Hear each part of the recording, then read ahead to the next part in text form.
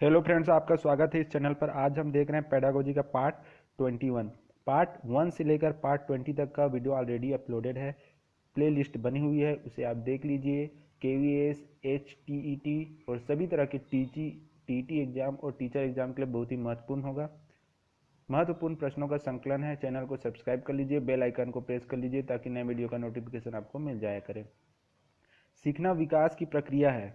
इस कथन को किसने दिया है? ये किसका कथन है? कौन से वैज्ञानिक का ये कथन है? तो सीखना विकास की प्रक्रिया है, ये दिया था वुडवर्थ ने। वुडवर्थ इसका सही आंसर है। वुडवर्थ इसका सही आंसर है। ये बहुत महत्वपूर्ण प्रश्न है। तो सीखना विकास की प्रक्रिया, यह कथन वुडवर्थ का था। पहला ऑप्शन सही है। और दूसरा प्रश्न आ गया, थार्नडाइक ने अपना प्रसिद्ध प्रयोग किया था। थार्नडाइक ने अपना एक सिद्धांत दिया था प्रयास और भूल का। तो इस प्रयोग में किस का उसने प्रयोग किया था? तो उसने प्रयोग किया था बिल्ली पर प्रयोग किया था प्रयास एन भूल के सिद्धांत, जो थार्नडाइक ने दिया था। कोहलर ने अपना प्रसिद्ध प्रयोग किया था। कोहलर नैतिक विकास के लिए जाने जाते हैं, नैतिक विकास के सिद्धांत के लिए, और इन्होंने प्रयोग किया था डॉग का, अर्थात कुत्ते का। तो यह बहुत ही महत्वपूर्ण प्रश्न है, सभी वैज्ञानिक से संबंधित। सीखने का प्रयत्न एवं त्रुटि, ट्रायल एंड एरर सिद्धांत विकसित किया था। जैसे कि मैंने पहले ही प्रश्न में बताया कि यह प्रसिद्ध सिद्धांत दिया था थार्नडाइक ने। बहुत ही महत्वपूर्ण प्रश्न आ रहा है, सही विकल्प चुनना है। थार्नडाइक का संबंध किससे है? तो थार्नडाइक का संबंध है आपका, इन चारों में से आप देख लीजिए। थार्नडाइक का संबंध है संबंधवाद से। थार्नडाइक का संबंध है संबंधवाद से।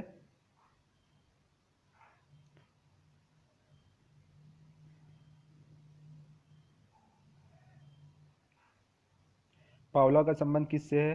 पावलोव का संबंध है अनुकूलित अनुक्रिया सिद्धांत से। ये पावलोव का हो गया। हल का संबंध है प्रबलन सिद्धांत से। बच गए कोहलर। कोहलर का सूज का सिद्धांत, ये है कोहलर का। तो ये बहुत ही महत्वपूर्ण हो जाता है। एक बार और देख लेते हैं। थार्नडाइक का संबंधवाद से है संबंध। थार्नडाइक का संबंध है संबंधवाद से, पहला का गा। और पावलोव का संबंध है अनुकूलित अनुक्रिया सिद्धांत से। और हल का सिद्धांत है प्रबलन सिद्धांत से, पहला। ठीक है। और कोहलर का सिद्धांत है सूज का सिद्धांत।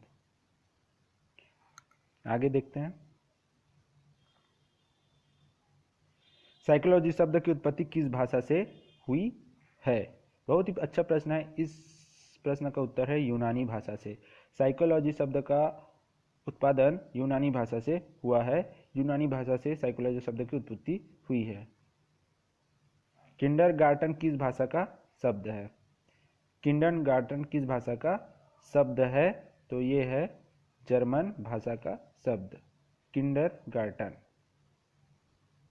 टर्मन का संबंध है, किस देश से संबंधित थे टर्मन?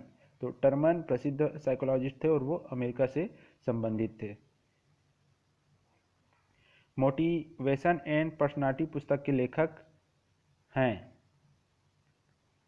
मोटिवेशन एंड पर्सनालिटी पुस्तक के लेखक हैं मैस्लो। बहुत ही महत्वपूर्ण प्रश्न है। मैस्लो, ऑप्शन सी, मैस्लो इसके लेखक है, मोटिवेशन एंड पर्सनालिटी पुस्तक के लेखक। खेल की अवधारणा शिक्षा जगत को दी है। खेल की अवधारणा शिक्षा जगत को किसने दी है? तो इसका सही आंसर है फ्रोबेल।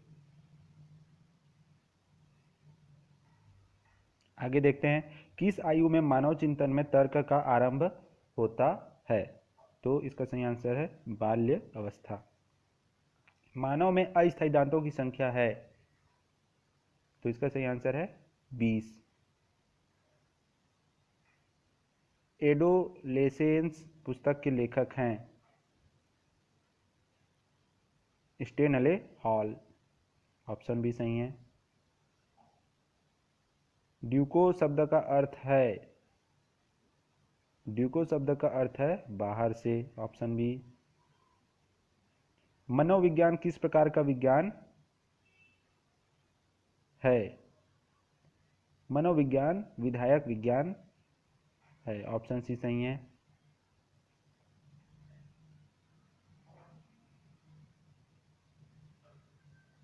वर्तमान में शिक्षा मनोविज्ञान का अध्ययन विषय है, तो इसका सही उत्तर है मानव व्यवहार, ऑप्शन सा। डिसलेक्सिया किससे संबंधित है? डिसलेक्सिया संबंधित है पठन विकार से। पुरुष स्त्रियों की अपेक्षा ज़्यादा बुद्धिमान होते हैं, यह कथन किसका है? यह कथन है लैंगिक पूर्वाग्रह को दर्शाता है, किसी का कथन नहीं है। 0 से 25 बुद्धि लब्धि को कहते हैं जड़ बालक, मंद बालक से भी नीचे जड़ बालक। गेस्टाल्ट का अर्थ है, गेस्टाल्ट का अर्थ होता है संज्ञान।